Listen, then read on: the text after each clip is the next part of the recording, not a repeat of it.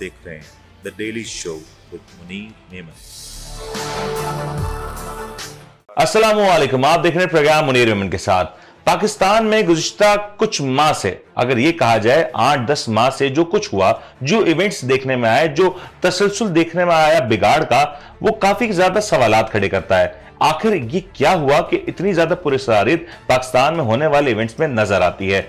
शायद जो कुछ पाकिस्तान ने पिछले 8-10 माह में देखा वो शायद ही किसी और मुल्क में देखने में मिला हो, लेकिन इन सब के बावजूद पाकिस्तान आज भी जैसे तैसे अपनी बका की जंग लड़ता नजर आ रहा है। पाकिस्तान इस वक्त काफी सारे महाज में उलझा हुआ तो है, लेकिन इनमें उलझने और उलझाने के पीछे आखिर कौन से हाथ शामिल थे। पाकिस्तान में जो कुछ आज हो रहा है या जो कुछ आज से पहले हुआ, जिसने ये सारा स्क्रीन प्ले तैयार किया, वो कौन सी कुव्वतें हैं और जो दीगर कुव्वतें हैं इस तमाम तर अदवार में वो क्या करती रही। आज प्रोग्राम में जरा अंदर की बात करेंगे, उस बात की तरफ इशारा करेंगे जो पसे पर्दा रही। आज इन्हीं सारे सवालात का जवाब लेने की कोशिश करेंगे कि ये जो कुछ 8-10 माह में हुआ, आखिर ये चीज नॉर्मल तो नहीं है, तो ये अगर हुआ तो ये किसकी मंशा पे हुआ, इसमें किसकी ख्वाहिश शामिल थी। हमारे स्टूडियो में ज्वाइन कर रहे हैं जनाब मेजर रिटायर्ड हारून रशीद साहब, और हमें ज्वाइन कर रहे हैं इस्लामाबाद से जनाब रिजवान शाह साहब। मैं बिना किसी तवक्कुफ के मैं हारून साहब की तरफ बढ़ूंगा। हारून साहब, एक बड़ी डेवलपमेंट आज की बात करते हैं, मैं माजी की तरफ तो चलूंगा। 2022 में जो कुछ हुआ, हुकूमत आई, नई हुकूमत थी, उम्मीद थी कि चलो मामला संभल जाएंगे, लेकिन आज भी इस हुकूमत को सपोर्ट करने के लिए मिलिट्री लीडरशिप को आगे आना पड़ा है। आसिम मुनीर साहब पाकिस्तान के मौजूदा चीफ ऑफ आर्मी स्टाफ इस वक्त सऊदी अरब में है। इतलात तो ये भी है कि सऊदी अरब के हवाले से पाकिस्तान को एक बेल ऑफ पैकेज मिलना है, और आसिम मुनीर साहब ही सारे मामलात को अभी लीड करते नजर आ रहे हैं। इसमें कहां तक सच्चाई है? अस्सलाम वालेकुम और thank you very much for inviting me again. Obvious है, तो पाकिस्तान 70 साल से जो इस्टेब्लिशमेंट है वो किसी ना किसी तरह गवर्नमेंट में रहती है, या फिर गवर्नमेंट की मदद करती है या गवर्नमेंट चलाती है, इसमें तो दूसरी दो राय नहीं है।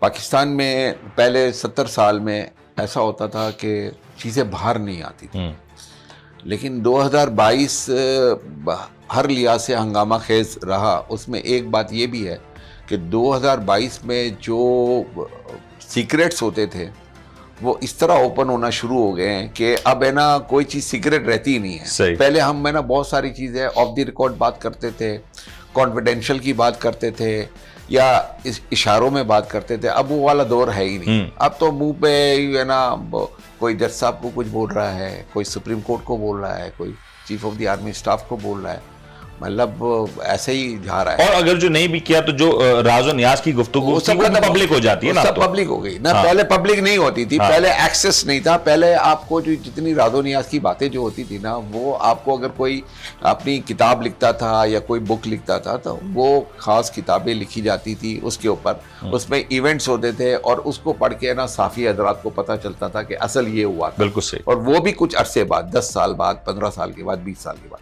लेकिन यहाँ पर तो बिल्कुल करंट अफेयर्स चल रहे हैं ना। बिल्कुल आज आपने कोई बात की, कल ये मीडिया के ऊपर है और परसों पूरी दुनिया। अच्छा, अब ये बताएं, अभी मौजूदा आर्मी चीफ का जो दौरा है सऊदी अरब का, ये कितना इंपॉर्टेंट है अगर मैं पाकिस्तान के पर्सपेक्टिव से बात करूं? देखिए, पाकिस्तान इस टेक्निकली है ना वो डिफॉल्ट हो चुका है, ठीक है ना। इसी हफ्ते पाकिस्तान को $1.3 बिलियन की पेमेंट करनी है। अगर वो पाकिस्तान नहीं कर सका तो पाकिस्तान डिफॉल्ट कर जाएगा, ठीक है ना।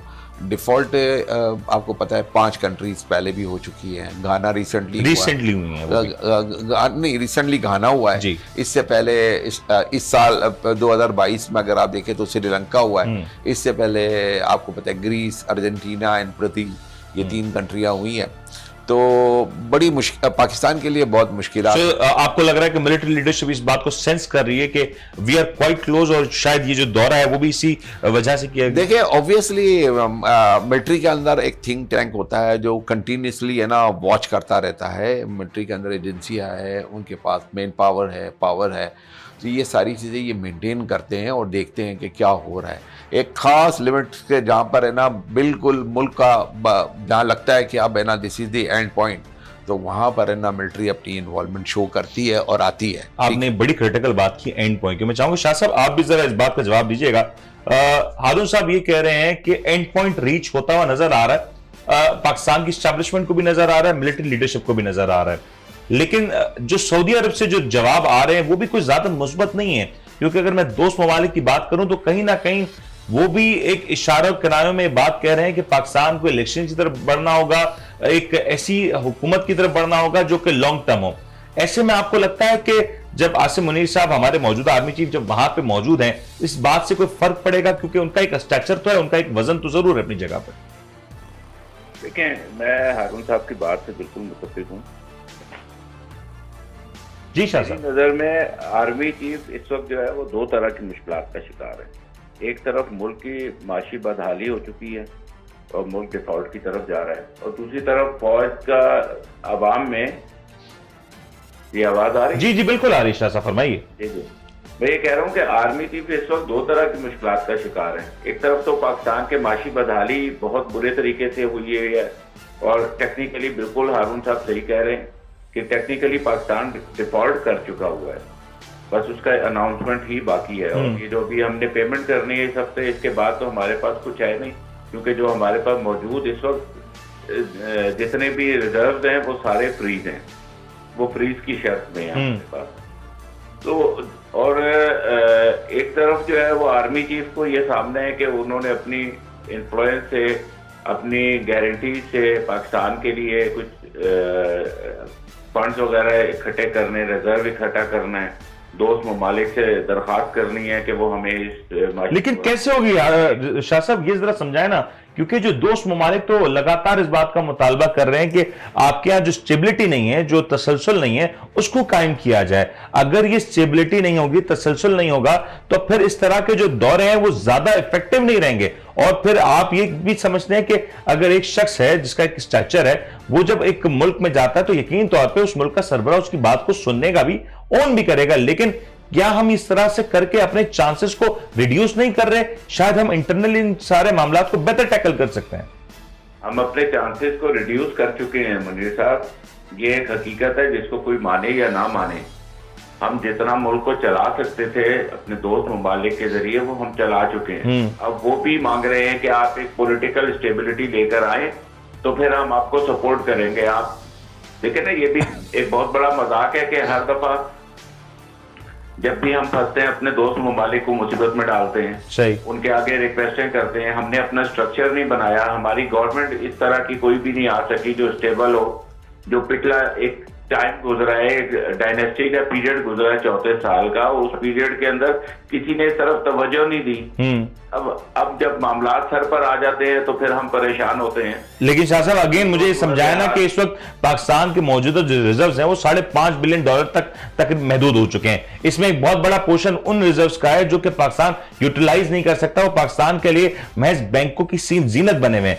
अब मुझे जरा ये बात समझा दें कि ऐसे माहौल में जब पाकिस्तान के दोस्त जो ममालिक हैं वो मुतालबा कर रहे हैं, आलमी बरादरी से मुतालबात किए जा रहे हैं एक बेहतर सिस्टम की, जमहूरियत के, तो क्यों हमारे यहाँ ये जो इलेक्टोरल प्रोसेस है वो आगे नहीं बढ़ पा रहा? अभी तो आप देखेंगे बल्दियाती इंतखाबात होने, उसके बारे में नहीं कहा जा सकता कि वो होंगे या नहीं। और इसका जब जनरल इलेक्शंस की बात आती है तो वहां भी हुकूमत में क्लैरिटी नहीं है कि वो जनवरी में या जुलाई में या अगस्त में वो इंतखाबात करवा दे। देखिए, क्लैरिटी नहीं है, और ये क्लैरिटी मेरा ख्याल है कि आपकी आर्मी चीफ साहब के दौरे के बाद ज्यादा बेहतर हो जाएगी। इसलिए बेहतर हो जाएगी कि अभी जो सूरत हाल इस वक्त चल रही है उसको अब आप डिनाई नहीं कर सकते। अब ये सूरत हाल संगीन होती जा रही है पाकिस्तान में। जब तक आप पॉलिटिकल स्टेबिलिटी नहीं लेकर आएंगे, पाकिस्तान में आप इलेक्शन की अनाउंसमेंट नहीं करेंगे, मुझे नहीं लग रहा कि ये हालात चलेंगे। अगर इन्हीं के हाथ में हुकूमत रही तो ये तो बिल्कुल हम डिफॉल्ट कर चुके हैं। ठीक, मैं आता हूं शाह साहब आपकी तरफ, लेकिन मिर्जा साहब ये जरा बताएं, कुछ इतलात ये भी हैं कि मौजूदा मिलिट्री स्टैब्लिशमेंट तो यकीन तौर पर अपना काम करे, लेकिन जो ओवरऑल स्टैब्लिशमेंट है जो रियासत के मामलात को देख रही, उसका भी कोई प्रेशर है हुकूमत के ऊपर कि अब इंतखाबात की तरफ बढ़ा जाए? देखिए, आर्मी मैं आप एक बात समझ लेंगे, since I belong to army also ना, तो मैं आपको बताऊं कि आप लोग को सिविलियन को थोड़ा आर्मी का सिस्टम नहीं पता है। आर्मी में जो चीफ होता है ना, उसी की पॉलिसी चलती है, ठीक है ना। आर्मी में वन मैन शो होता है। यस, आर्मी में जब कोर कमांडर कॉन्फ्रेंस होती है, चीफ जो है ना वो को कमांडर से फीडबैक जरूर लेता है। सही। और आर्मी का जो चीफ होता है ना वो वेल इन्फॉर्म होता है, वो चूचा नहीं होता है। उसने 30-35 साल अपनी 40 साल सर्विस लगाई हुई है, ठीक है, फौज में, और उसने सारे कोर्सेज किए हुए होते हैं, उसको सारी पॉलिटिक्स का पता होता है, और ना सिर्फ पॉलिटिक्स का पता होता है, उसका एक्सेस हम मेरे और आपसे ज्यादा होता है। उसको हर इंसान के बारे में जो कि मैटर करता है पाकिस्तान के लिए उसके पास फाइल पड़ी होती है। सही।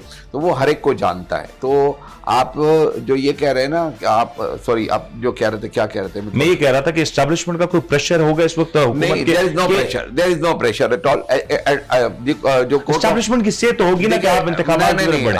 आर्मी का जो है ना, जो अभी रिसेंट कोर कमांडर कॉन्फ्रेंस हुई है ना, इसका एक स्ट्रैक है ना जो मैं आपको बता देता हूँ कि सारी बातों के अलावा, क्योंकि अब है ना आपको पता है कि बलूचिस्तान के अंदर भी शोरिश बढ़ गई है, कराची में डिकेतियां बढ़ गई है, गुजरावाला में आपको पता है कि वो जो सीटीडी के एक इंस्पेक्टर को और उसको भी मार दिया गया, शहीद कर दिया गया।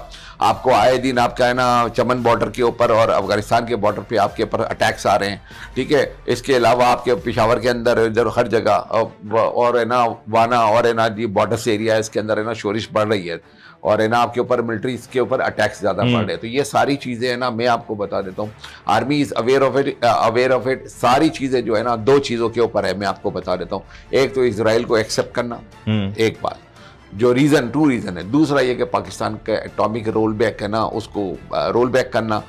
तीसरा इसके साथ साथ जो कनेक्टेड चीजें हैं कि अमेरिका चाहता है कि वो अफगानिस्तान को क्योंकि निकल तो गया है लेकिन अब पछता रहा है, ठीक है ना, तो वो किसी तरह वापस अफगानिस्तान को मॉनिटर करना चाह रहा है, उसके लिए पाकिस्तान के अंदर कोई बेस चाहता है, ठीक है।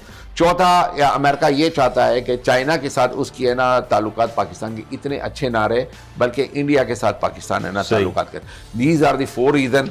ये अमेरिका चाहते हैं, हम अजल से जानते हैं ना पाकिस्तान क्या चाहता है, पाकिस्तान के हुक्मरान क्या चाहते हैं, पाकिस्तान की मौजूदा एस्टेब्लिशमेंट क्या चाहती है, उनका विजन क्या है। भिखारी कुछ नहीं चाह सकते जब आप चारों तरफ कर्जों में डूबे हुए हैं, तो अभी का अच्छा चाहे मुझे इस बात को छोड़ें, मुझे ये बताएं इस वक्त आप बात कर रहे हैं, चलिए मैं मान लेता हूं कि हुकूमत के ऊपर कोई प्रेशर नहीं है। नहीं, प्रेशर है। मैं आपको बता रहा हूं कि कोर कमांडर की जो कॉन्फ्रेंस का स्ट्रैक था ना, उसमें इन्होंने सिर्फ जाकर गवर्नमेंट को कह दिया है, शहबाज शरीफ को ये नरेट कर दिया है कि आप है ना इलेक्शन की डेट दें।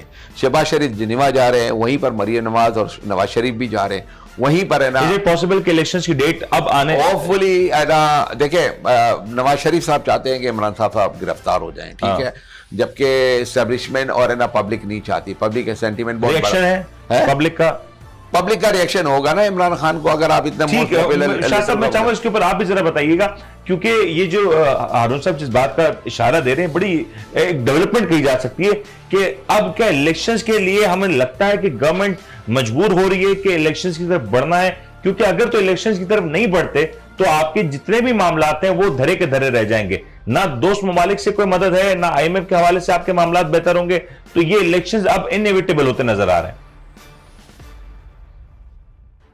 जी शाह साहब।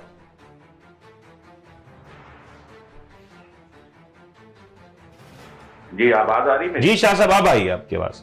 जी मैं ये कह रहा हूं कि मैं सबसे पहले हारून साहब पे शुक्रिया अदा करना चाहूंगा। हारून साहब ने बिल्कुल ओपन बात की है, मामलात ही यही है। ये हुकूमत इस वक्त इंतजार कर रही है कि शायद मुल्क उस मोड़ पर आ जाए जहां पर एक इनको डील ऑफर की जाए अमेरिका की तरफ से, इसराइल की तरफ से, इसराइल को तस्लीम करने के लिए और हमारे बहुत सारे जो मामलात फंस रहे हैं उसके ऊपर डील करने के लिए हुकूमत उस आसरे में। लेकिन अब वो आसरा लगता नहीं है कि वो, क्योंकि कौम मानेगी ना मुझे लगता है कि एस्टेब्लिशमेंट मानेगी।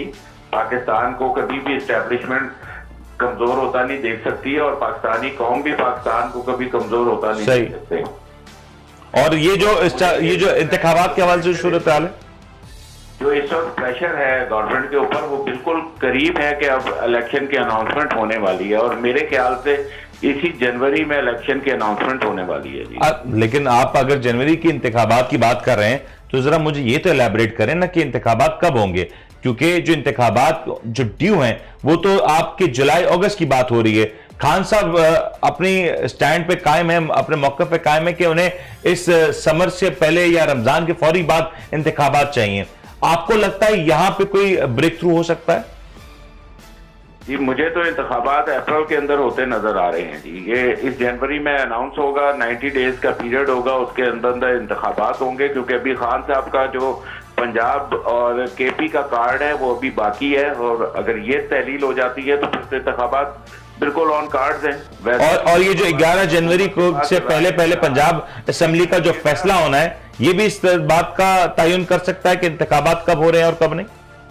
जी बिल्कुल इसी बात ने तयन करना है, इसी बात से ही तयन होना है, और ये बिल्कुल ऑन कार्ड है। आप देख लीजिएगा, खान साहब बिल्कुल रेडी है। चौधरी परवेज इलाही का भी एक जो है वीडियो बयान आ चुका है, और उसके अंदर चौधरी परवेज इलाही ने कह दिया है कि हम गवर्नर के मुताबिक एतमाद का वोट नहीं लेंगे, और जब वो ये डेट गुजरेगी 11 तारीख, उसके बाद देखेगा आप ये बिल्कुल असेंबलियां डिसॉल्व होने। चले इसके ऊपर आते हैं और मैं जरा ब्रेक पे जाऊंगा। ब्रेक के बाद जब हम लौटेंगे तो जरा एक सवाल ये है कि जो मौजूदा दौर में जो हमने रिसेंटली देखा कि बड़ी सारी तब्दीलियां हुई। एक तो मिफ्ता इस्माइल साहब के मौकफ में बड़ी तब्दीली देखने में आई, वो क्यों अपनी ही हुकूमत से इतने नाराज हैं और पाकिस्तान तहरीक इंसाफ और खान साहब की पॉलिटिक्स के मद्दा हो गए, आखिर ये कैसे हुआ। दूसरा सवाल ये भी होगा कि जो लीक वीडियो का जो सिलसिला जारी है, आखिर ये वीडियो का जो सिलसिला शुरू हुआ, क्या इसका कोई सिरा भी है या नहीं, इसके बाद बात करेंगे। ब्रेक शामिल करते हैं, ब्रेक के बाद हाजिर होते हैं।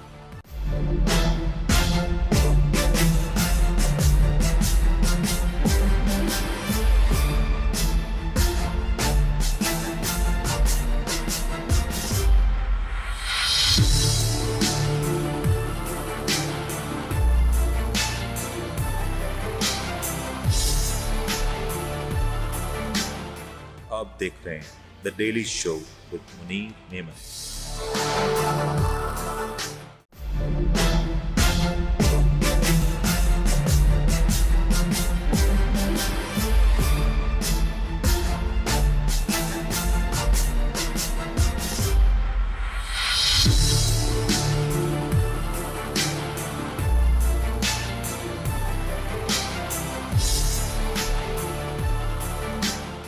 आप देख रहे हैं the daily show with Munir नेमत।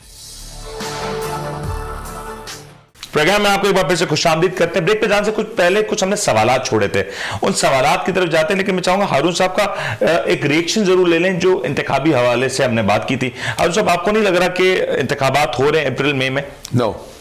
रीजन बिहाइंड इट, इतना प्रेशर है, इतनी इस वक्त गवर्नमेंट की जो सूरत हाल मुश्किलात में, कुछ लोग ढीठ होते हैं ना, आप ढीठ के लिए कुछ भी नहीं कर सकते। ढीठ को आप कितना भी करें, अगर थोड़ी सी भी शर्म होती ना तो ये तो गवर्नमेंट ही नहीं लेते। और 8 महीने है ना, इतनी बेशर्मी से गवर्नमेंट चला रहे हैं, वजीर पे वजीर बढ़ा रहे हैं, हर जगह जैसे हर इलेक्शन नहीं करवा रहे हैं, बल्दियाती इलेक्शन तक नहीं करवा रहे हैं। मैं आपको बता देता हूँ, कराची का भी बल्दियाती इलेक्शन नहीं होगा, ठीक है?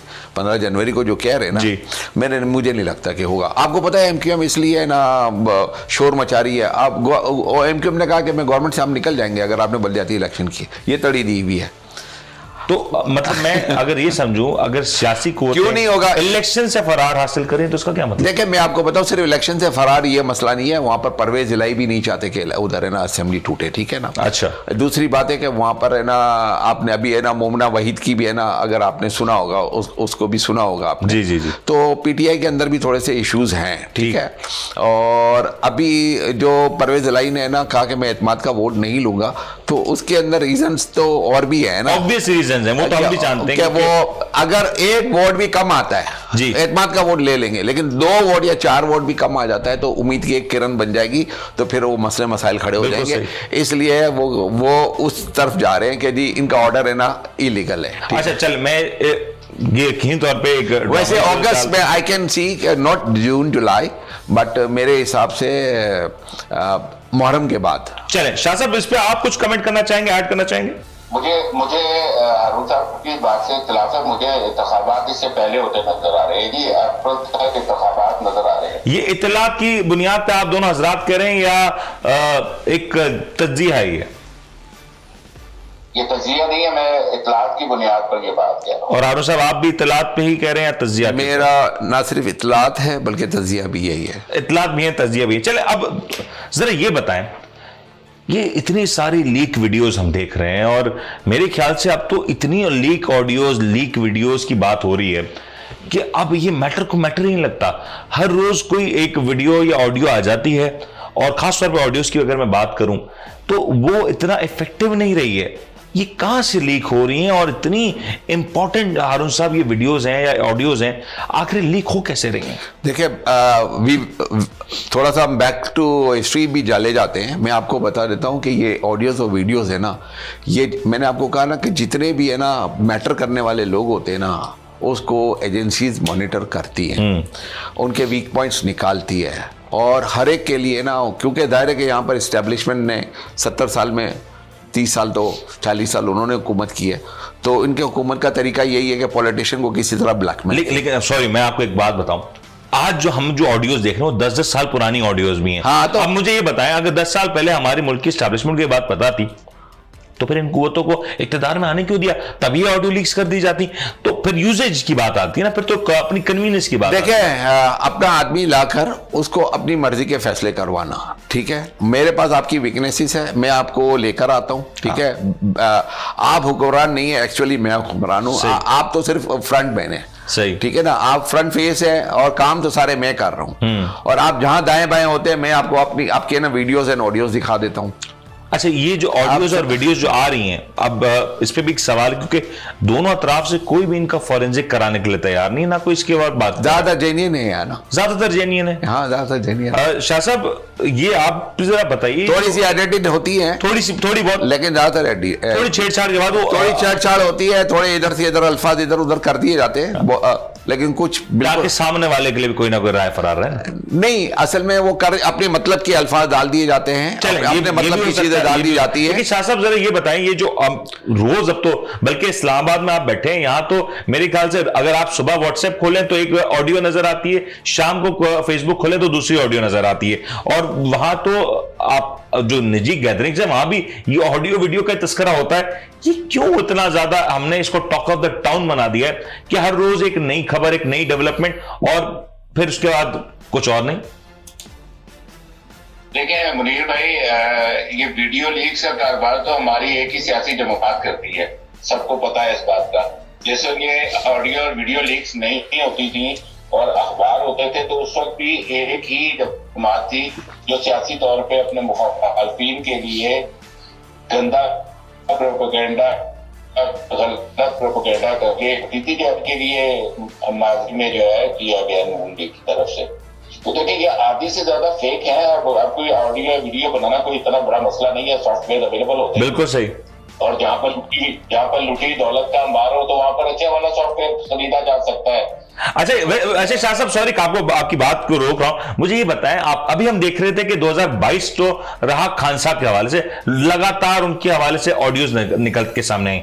क्या 2023 में ऐसा ऐन मुमकिन है कि दीगर जो सियासी रहनुमा है या कदावर रहनुमा है उनकी ऑडियोज और वीडियोज भी हमें देखने में आए? क्योंकि कहा तो ये जा रहा है कि इस साल शायद माजी से ज्यादा बहुत कुछ निकल के सामने आएगा। देखिए मुनीर भाई, मैं इसके ऊपर बिल्कुल ध्यान नहीं देता। मेरे ख्याल से ये एक जो है ना बिल्कुल फेक प्रोपेगेंडा है। इसके लिए आप ये समझें कि उसकी ऑडियो आ रही है, उसकी वीडियो आ रही है, तो कल को सॉफ्टवेयर से आपकी मेरी भी बना के मार्केट में रखी जा सकती है। ये कोई बड़ी बात नहीं है। और अब हम इसको, शाह साहब, मैं इसको मासूम सी धमकी समझूं या इशारा समझूं?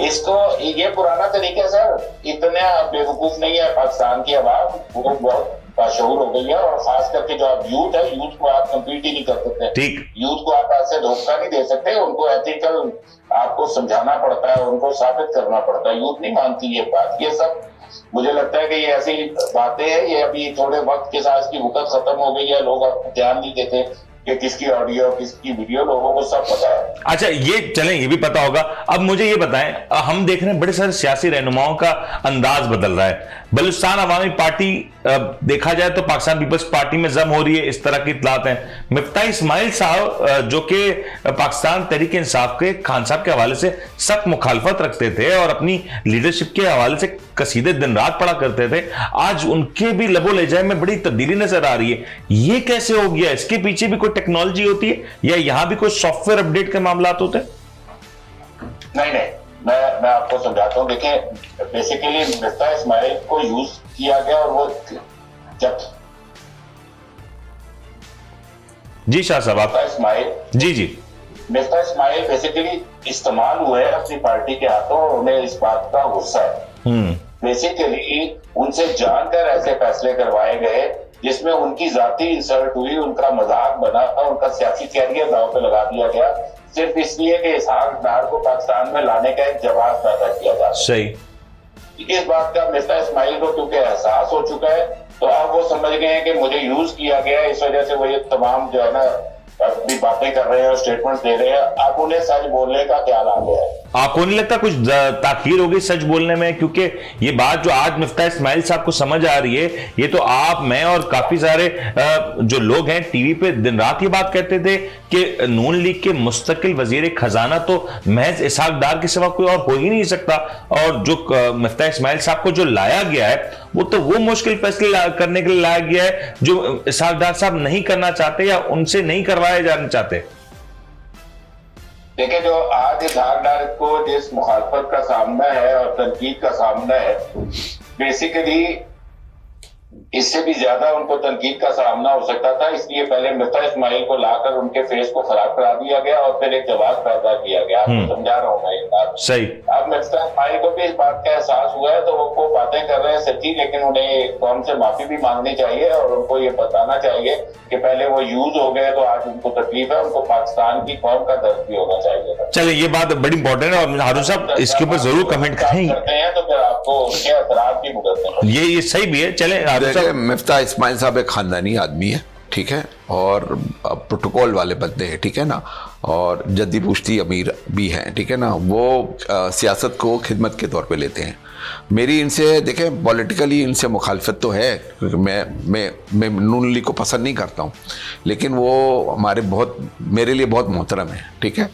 और बात यह है कि मिफ्ता इस्माइल साहब को जो ये कह रहे हैं, मैं इनकी बात को मैं सेकंड, आप जो कह रहे हैं, ये जो अभी मिफ्ता इस्माइल साहब ने हालिया बयान दिया इसकी वजह से दे रहे हैं, इससे पहले भी जो नहीं, मेरी तो बहुत अच्छी दोस्ती है। ये मेरे दोस्त के मामू होते हैं, और ये आपको पता है ये तो दोराजी मेमन के हैं ना हमारे, ठीक है ना, हमारी उसकी। तो बात ये है कि मिफ्ता साहब है ना, मेरी बड़ी ख्वाहिश थी कि मिफ्ता साहब पीटीआई में आते, ये मैं आपको बता दूं। जाती तौर पे मेरी काफी मुलाकातें हैं इनसे, ठीक है। वैसे मिफ्ता इस्माइल साहब तो ज्वाइन कर सकते हैं तहरीक इंसाफ में। नहीं, वो नहीं करेंगे ना, वो नहीं करेंगे। हाँ, मैं वजीर खजाना का 2018 के इलेक्शन में ना, मैं आपको बता देता हूँ कि मेरा सॉफ्ट कॉर्नर मिफ्ता इस्माइल के साथ था पीटीआई कैंडिडेट्स के अगेंस्ट, ये भी मैं आपको बता दूं, ठीक है। और ना इमरान खान यहाँ से 248 से लड़ रहे थे और मिफ्ता इस्माइल साहब है ना 249 से लड़े थे, ठीक है ना। वहाँ पर इनका ये डिफेंस का रहा, तो मैंने अपने सपोर्टर्स को तो यही कहा था कि आप मिफ्ता को वोट दें, ठीक है। अब जरा ये बताएं, मिफ्ता इस्माइल साहब ने जो गुफ्तगू की है ये क्यों कर रहे हैं? बात ये है कि मैं आपको बता देता हूँ, वो फॉरेन टूर के ऊपर थे। किसी की बेइज्जती करनी हो ना, मतलब अगर आपने किसी को हटाना हो तो इससे नॉट इशू है। हटाने का तरीका, जैसे परवेज मुशर्रफ को ना हटाना था ना, परवेज मुशर्रफ का एक पॉइंट था कि मुझे, मैं श्रीलंका से आ जाता, मुझे बुलाते कि इस्तीफा दे दो, मैं दे देता, सही है। लेकिन मैं एक टूर पे हूँ और आपने मुझे ना फायर्ड कर दिया, व्हाट इज दिस। तो यही बात है ना, ये बात प्रोटोकॉल की बात होती है, एटिकेट्स की बात होती है, नॉर्म्स की बात होती है। नॉर्म्स को फॉलो नहीं किया गया। मैं सॉरी आपको इंटरप्ट करूंगा, मैं आपकी बात से इत्तेफाक कर रहा हूँ, मेरा कोई जाती की मसला नहीं है मिफ्ता इस्माइल साहब के। नहीं, मैं आपको कह रहा हूँ कि आपके, मैं चीज की सारी चीज को सेकंड करता हूँ, साथ में मैंने ये कहा कि नॉर्म्स को फॉलो नहीं। मिफ्ता साहब इसलिए गुस्से में है, गुस्से की दो वजह है। एक तो सारा गंद उनसे करवाया गया, काम गलत करवाया, मतलब जितने भी मुश्किल फैसले थे उनसे करवाए गए, और दूसरा ये, हाँ जी शाह साहब जी, ये बात कहना चाह रहा हूँ कि मिफ्ता इस्माइल साहब को उनकी पार्टी ने नेगेटिव यूटिलाइज किया है, इसका उन्हें एहसास हो गया है। चले हारून साहब ये बता दें क्यों इतनी देर से एहसास हुआ, पहले नहीं समझाया था? नहीं, देखिए मैं आपको बता देता हूँ, आपको पता है वो जेल में तो नवाज शरीफ की मोहब्बत में ज्यादा गिरफ्तार थे ना। नहीं, Miftah Ismail is not part of the Nawaz Sharif. मैं आपको बता देता हूँ, नवाज शरीफ में दो ग्रुप है, एक शहबाज शरीफ का ग्रुप है, एक नवाज शरीफ मरीम नवाज का ग्रुप है। इसहाक डार है ना, वो मरीम नवाज वाले ग्रुप में है, जबकि मिफ्ता इस्माइल साहब है ना शहबाज शरीफ के करीब है, ठीक है। तो ये बात मैं आपको बता दूं बड़ा कैटेगोरिकली, और मैं आई न्यू इट, पूरी मुझे पता है कि ये बात ही है। इनको बलि का बकरा बनाया गया, जैसे ये कह रहे हैं कि इनको बुलाया गया। दूसरा, इनका गुस्सा होने की वजह ये है, असल में इसहाक डार अभी एक तो बली का बकरा बनाया, वो खामोश हो गए, नाजायज तरीके से बाहर निकाला, मतलब गलत तरीके से इनको फायर किया गया, वो भी गलत है। उसके बाद ही मिफ्ता इस्माइल साहब खामोश थे। लेकिन अब जितनी भी प्रेस कॉन्फ्रेंसें होती है ना, ये दाएं बाएं है ना, वो कॉलम्स लिखे जाते हैं ना, तो सारा जो मलबा है ना वो मिफ्ता इस्माइल पे डाल दिया। एक थ्योरी ये अभी भी है ना मिफ्ता इस्माइल को ही है ना वो बुरा किया जा रहा है। ये कहूं कि इसकी एक थ्योरी ये भी हो सकती है कि शायद मियां साहब वतन वापसी आ रहे हैं और कहीं ना कहीं अपनी नाराजगी की भी इजहार करनी है और टाइम है। नो, मिफ्ता इस्माइल को कंटिन्यूसली, मैं आपको बता देता हूं कि कंटिन्यूसली इनको बली का बकरा बनाया जा रहा है। सारा मलबा जो जितने भी है ना इसहाक डार के, आप जितने में बयाना देखे और इसहाक डार के साथ सर मियां साहब की लॉबी स्ट्रांग हो रही है ना, मियां साहब के लोग आ रहे हैं, उनकी से बढ़ी, यही तो बात फिर आप और साथ है ना मियां साहब वतन वापस आ रहे हैं। मियां साहब है ना, मैं आपको बताऊं, मैं आपको एक इनसाइड स्टोरी बता देता हूं। मियां साहब ने सबसे पहले ना बाजवा साहब ने जब एक्सटेंशन मांगी थी ना, वो राजी हो गए थे ना, तो मियां साहब ने कहा था कि आप पंजाब की गवर्नमेंट गिरा दें। सही, पंजाब की गवर्नमेंट वो बाजवा साहब नहीं गिरा सके, इसलिए मियां साहब नहीं आए। दूसरी आप मियां साहब की एक कंडीशन है, ये है कि जी है ना किसी तरह इमरान खान को नाअहल करार दिया जाए। अच्छा, तो इनकी फुल ट्राई है, इसके ऊपर भी है ना मेरे ख्याल में है ना कोई कंसेंसस नहीं है, ठीक है ना। तो अगर इमरान खान नाअहल, अगर खान साहब को नाअहल करार दिया जाता है, जो कि पॉसिबिलिटी नहीं है और पॉसिबिलिटी में भी शामिल है, यू नेवर नो, पाकिस्तान में कुछ भी हो सकता है, तो इनकी ट्राई यही है, ठीक है। तो नवाज शरीफ फौरन आ जाएंगे, अगर नहीं आते हैं तो फिर वो देखेंगे हालात कैसे। आप जो बात कह रहे हैं, सॉरी मुझे बताएं, आप जो बात कह रहे हैं कि बाजवा साहब के साथ मिलके, उस वक्त बाजवा साहब चीफ थे, आज बाजवा साहब ही स्टिल एक्टिव? नो, मैं उस वक्त की बात कर रहा था। अगर आज की बात करूं, मैं ओवरऑल रोल की बात करूं, देखिए गेट से बाहर बाजवा साहब इज एक्टिव इन यूनिफॉर्म उस वक्त तक काम का होता है आपका, जब आप है ना कैंट के अंदर होते हैं, यूनिफॉर्म पहने होते हैं। द मोमेंट यू, बट उनका सपोर्ट ग्रुप तो होगा। नहीं, there is no support group, मतलब कोई ऐसा मामला नहीं। शाह साहब मैं चाहूंगा इसमें आप भी जरूर कमेंट करें, क्योंकि तहरीक इंसाफ का तो तासुर यही है कि वो यही कह रहे हैं कि आज भी कहीं ना कहीं जो माजी की जो एस्टैब्लिशमेंट थे, उसके ताल्लुकात, उसके ताने बाने आज भी मौजूद है, और वही है वजह के खान साहब को आज भी स्ट्रगल फेज में हम देखते नजर आ रहे हैं। देखिए मेरे हिसाब से अभी भी नवाज शरीफ का एक सपोर्टिव ग्रुप है जो वर्क कर रहा है। सही, बिल्कुल है, और ये चीजें उस तरह आपको नजर आ रही हैं। आप देखें अभी भी आजम तबाती वाले मामले में भी देखें, अगर न्यू चीफ के कहने पर या बाजवा साहब के जाने के बाद कुछ भी सब कुछ सही हो गया है, तो फिर ये क्या मामला हुए? आदम सवाती के साथ क्या मामला हुए? तो आप मतलब मैं फिर ये मैं इंटरप्ट करता हूं, आदम सवाती के मामला में ये है कि वहां पर फौज को इन्वॉल्व किया गया था। आप एक बात सुनेगा, जहां फौज का स्टेक है, साहब ने भी किया था, पर वहां तो नहीं, वो उनकी पहुंच में नहीं थे ना, वो उनकी पहुंच में नहीं थे। अच्छा चले, मुझे वो उनकी गर्दन थोड़ी मोटी थी, इनकी गर्दन थोड़ी पतली थी।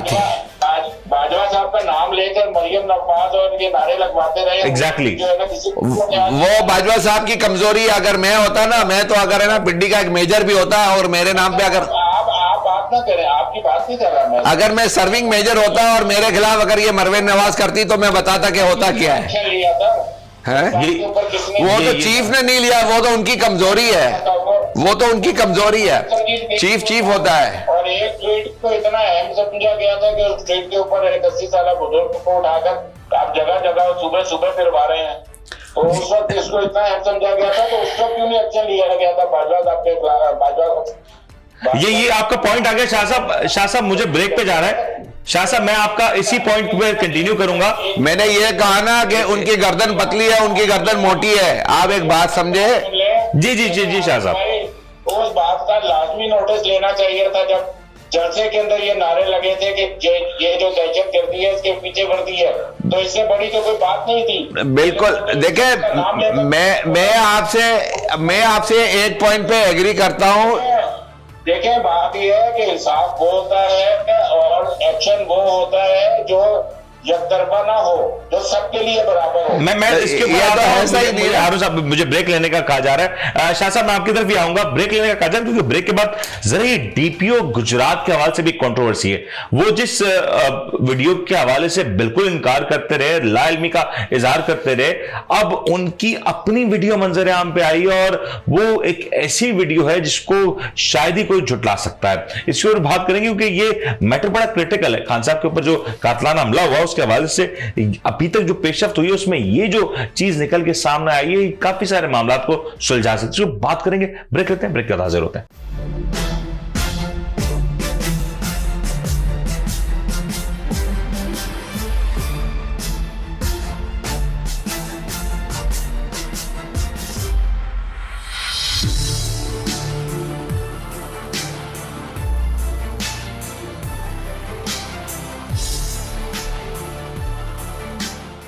आप देख रहे हैं the daily show with Munir नेमत।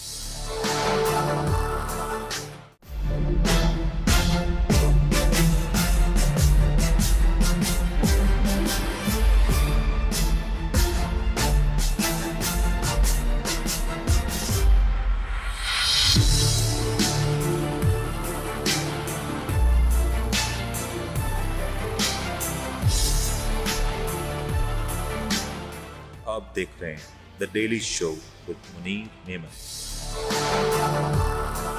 प्रोग्राम में आपको खुशामदीद कहते हैं। जरा तस्करा हो रहा था कि ये जो डीपीओ गुजरात की जो वीडियो मंजर आम पे आई है, पहले तो वो खुद मीडिया पे आके इस बात का इनकार करते रहे कि आखिर ये जो वीडियो रिलीज हुई थी उस मुलजिम की, उसमें उनका कोई हाथ नहीं, वो लाइल्म थे। और उसके बाद अचानक से जो वीडियो देखने में आ रही है वो उन्हीं का फोन इस्तेमाल किया गया, उनकी मौजूदगी में किया गया। और आज भी जो फॉरेंसिक के लिए जो फोन जमा कराए शायद उनका फोन उसमें शामिल नहीं है। क्यों ये सारे मामलात हुए और ये जो खान साहब के ऊपर हमला हुआ इसके हवाले से आज इतना बड़ा एक सवालिया निशान बना हुआ है, इसकी तफ्तीश के हवाले से, इसकी फॉरेंसिक्स के हवाले से आखिर ये कैसे मुमकिन हुआ और इसके पीछे कौन है, ये भी एक इनसाइड स्टोरी की ओर बात करते हैं। शाह साहब, पंजाब में इस हवाले से क्या खबर है, क्योंकि डीपीओ गुजरात का जो बयान था वो तो खुद नल एंड वॉइड हो गया इस वीडियो के बाद। देखिए, हर चीज को ऐसे परफेक्ट तरीके से मैनेज किया गया है कि उसके ताने बाने हर तरफ मिलते हैं। मैनेजर कौन है शाह साहब, मैनेजर कौन है? क्या कह रहे हैं आप? मैनेजर कौन है शाह साहब? आप कह रहे हैं मैनेज किया, तो मैनेजर कौन है? Sir big manager, GM. Sir GM, अच्छा ये जीएम पाकिस्तान में होते हैं या लंदन में होते हैं? ये लंदन में होते हैं। ये बेसिकली इस हुकूमत ने सारा मैनेज किया है। और इसके अंदर देखें, अब लोगों का जहन जाता है कि जी इसके अंदर चौधरी परवेज इलाही के इलाके का, उनके गुजरात का डीपीओ है जी, तो देखिए इशारे तो उतर जाते हैं। हाँ। जब भी साजिशें की जाती हैं, जब भी इस तरह की कंट्रोवर्सी की जाती है, तो उसके अंदर इसी तरह किया जाता है कि उसका एक रास्ता नजर नहीं आता। आपको 10 जगह पे उसके इशारे नजर आते हैं, 10 जगह आपकी नजर जाती है, 10 जगह पर आपको जो है ना जहन में आता है कि ये भी हो सकता है, ये भी हो सकता है, ये भी हो सकता है। तो कहने का मकसद ये कि ये जो देखिए, ये कोई मामूली बात नहीं थी। इमरान खान के ऊपर कातलाना हमला मेरे हिसाब से उन्होंने परफेक्ट कर दिया था, बल्कि वो तो इमरान खान के कत्ल के बाद की भी प्लानिंग सारी कर चुके थे। ये उसी प्लानिंग का हिस्सा था। ये जितना भी हुआ है, ये वीडियो रिलीज होना, जो उस लड़के का कत्ल हो जाना, मौसम का, उसको जो मार दी गई गोली, ये सारा मैनेज था। ये कल खान साहब की प्रेस कॉन्फ्रेंस में भी क्लियर हो चुका है। तो इनको तो एक बहुत बड़ा सेटबैक हुआ कि ये खान साहब का जो है मर्डर है, अल्लाह ताला ने उन्हें जिंदगी। लेकिन शाह साहब, मुझे एक सवाल का जवाब दे दें। पाकिस्तान में हमने बड़े हाई प्रोफाइल मर्डर्स देखे, लियाकत अली खान साहब की बात करें, बेनजीर भुट्टो साहिबा की बात करें, आज तक तफ्तीशी अमल कभी मुकम्मल नहीं हुआ। और ये तो खुदा का शुक्र है कि खान साहब हमारे दरमियान मौजूद हैं, सेहतमंद है। खान साहब इस तमाम तर सूरत हाल का जायजा ले रहे हैं। पाकिस्तान के साबिक वजीर आजम है, दुनिया के मकबूल तरीन लीडरान में उनका शुमार किया जाता है। लेकिन अगर खान साहब के हवाले से भी अगर ये सूरत हाल ऐसे ही रहती है तो फिर पाकिस्तान में लॉ एंड ऑर्डर, सिक्योरिटी, शायद ये अल्फाज इस्तेमाल नहीं किए जाने चाहिए। देखिए, ये मेरे हिसाब से बहुत बड़ी जो है ना वो कंस्पिरेसी थी, एक बहुत बड़ी साजिश थी।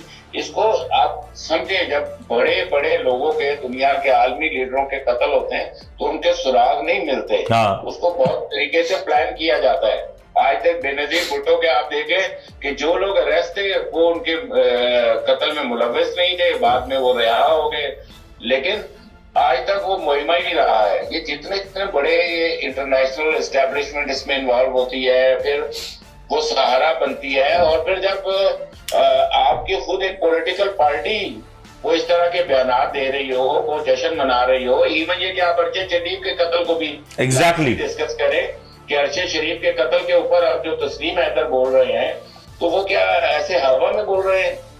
ये बड़ा सवालिया निशान है। बहुत जरूरी है ये बात भी समझना। शाह साहब, मैं आपके तरफ आता हूं, लेकिन हारून साहब जरा ये बताएं, आप तो मिलिट्री बैकग्राउंड से हैं, पाकिस्तान में हर तरह का असला मौजूद है, कॉपीज मौजूद हैं, और मेरे ख्याल से पाकिस्तान में इस बात का तयन करना कि कितने फायर हुए, कहां से हुए, किस एंगल पे हुए, कौन किसका निशाना था, आज इस जदीद दौर में मुश्किल सवाल तो नहीं होना चाहिए। 2 मिनट का काम है। तो मुझे ये बता दें, महीना गुजर गया, इसके हवाले से कोई तफ्तीश नहीं हो पा रही। इमरान खान जैसी कदावर शख्सियत का जो क्रिमिनल है, जो कातिल है, आज क्या ये तस्लीम कर लिया जाए कि वो जो शख्स नजर आता है, जो शायद अभी अपने मुकम्मल होशो हवास में भी नजर नहीं आता, क्या वो फर्द वाहिद का काम था, उसके पीछे कोई और नहीं था? देखिए, मैं तो सबसे पहले हैरान इस बात पे हूँ कि हम लोग ट्रेनिंग में जाते हैं ना, तो पिस्टल का फायर है ना, it's not easy fire. 50 feet के ऊपर आप फायर करते हैं ना, आपको बड़ा इजी लगता है कि जी मुझे सामने, आप बोतल रख के फायर करके देखें कभी ग्राउंड। बिल्कुल सही। It's not easy to strike on the pin point strike करेंगे। वो बंदा बिल्कुल एक लेमैन, बिल्कुल मजदूर टाइप का लड़का, वो एक पिस्टल खरीदता है without any training, without any practice, fire मारता है, वो फायर लग जाता है। How is it possible? मेरे लिए तो पहला पॉइंट ये है ना। बिल्कुल सही, दूसरी बात, क्रिटिकल पॉइंट। हाँ, मेरा लिए तो यही है ना कि यार उस बंदे ने कभी जिंदगी में पिस्टल नहीं चलाया, या तो वो डाकू हो, डिकेट हो, कभी पिस्टल चलाता कोई ट्रेनिंग ली हो, कोई ट्रेनिंग ली हो, कोई एनसीसी किया हो, कुछ भी किया हो, कुछ भी नहीं किया। वो तो कहीं बाहर मुल्क में काम करता था, आया मजदूरी करता था, इधर आया पिस्टल खरीदा, फायर मार दिया, और फायर भी है ना बिल्कुल है ना, अगर उसको हाथ को नहीं रोका जाता तो बिल्कुल फायर बिल्कुल सही जगह पे लगता। एंगल बिल्कुल सही था, बिल्कुल एंगल से था, बिल्कुल फायर था, और वो भी मूविंग टारगेट के ऊपर, और मजमे में मूविंग टारगेट। बिल्कुल सही। देखिए, it's very difficult. Static target को आप मारना है ना, एक एक्सपर्ट का स्टैटिक टारगेट, आपको पता है हवा, एटमॉस्फेयर, टेम्परेचर, सारी चीजें इफेक्ट करती है गोली की, फ्लाइट ऑफ दी है ना बुलेट को। मैंने तो बैलिस्टिक इसके अंदर है ना, मैंने किया हुआ, ग्रेजुएशन की हुई है, ठीक है, तो उसके अंदर तो बड़े इफेक्ट्स आते हैं। मुझे ये चलिए ये समझाए ना कि आपको लगता है ये शख्स अब ऐसे उड़ गया, और अगर ये ऐसे ही उड़ गया तो फिर मेरे ख्याल से तहकीकात को क्लोज कर देना। 2 लोग पकड़े गए गुजरावाला में, ठीक है, उसको छुड़ाने के लिए आजम तारर बड़े एक्टिव है। क्यों एक्टिव है? वो 2 लोग कौन है? नाम नहीं है डिस्क्लोज। 2 लोग पकड़े गए। ये खबर दे रहे हैं आप? मैं आपको खबर दे रहा हूँ, 2 लोग पकड़े। ये 2 लोग कहां से पकड़े गए? गुजरावाला, उधर से, गुजरात से और गुजरावाला से। और इनको छुड़ाने के लिए कौन ज्यादा एक्टिव? आजम तारड़ साहब। और उसकी वजूहत?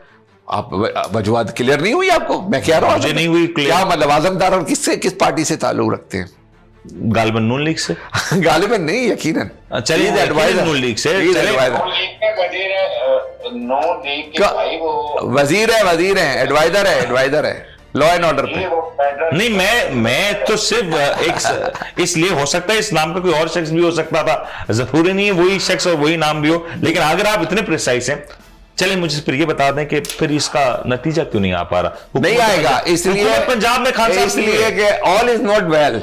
आप कहते हैं ना all is well, all is not well, everything is not, there are fishy everywhere. आप ये कहते हैं ना हुकूमत में, पंजाब में ना हमारी गवर्नमेंट है, पीटीआई की गवर्नमेंट नहीं है। मुझे आखिरी जवाब दे दें, मुझे ये बता दें, अगर पीटीआई की गवर्नमेंट है तो मुझे आप बताएंगे वो डीपीओ आज तक सस्पेंड क्यों नहीं हुआ?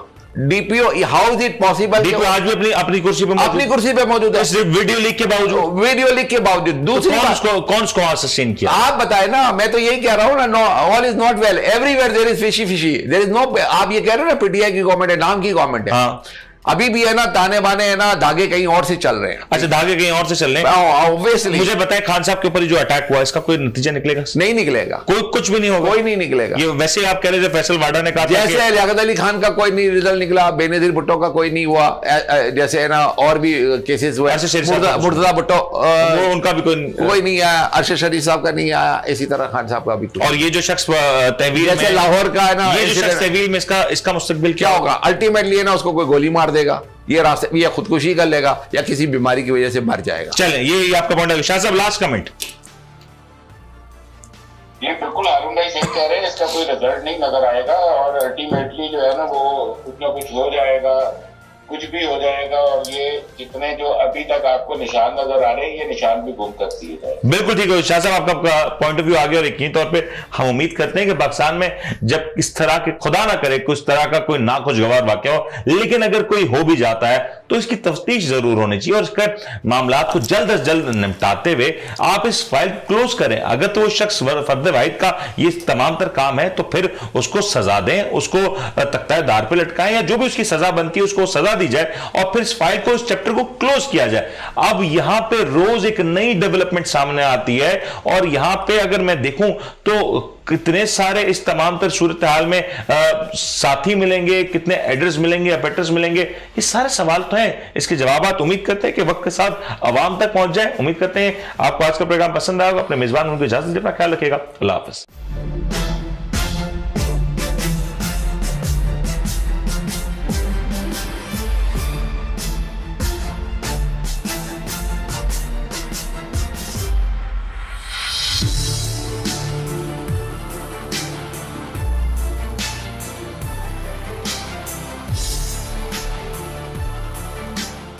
आप देख रहे हैं the daily show with Munir नेमत।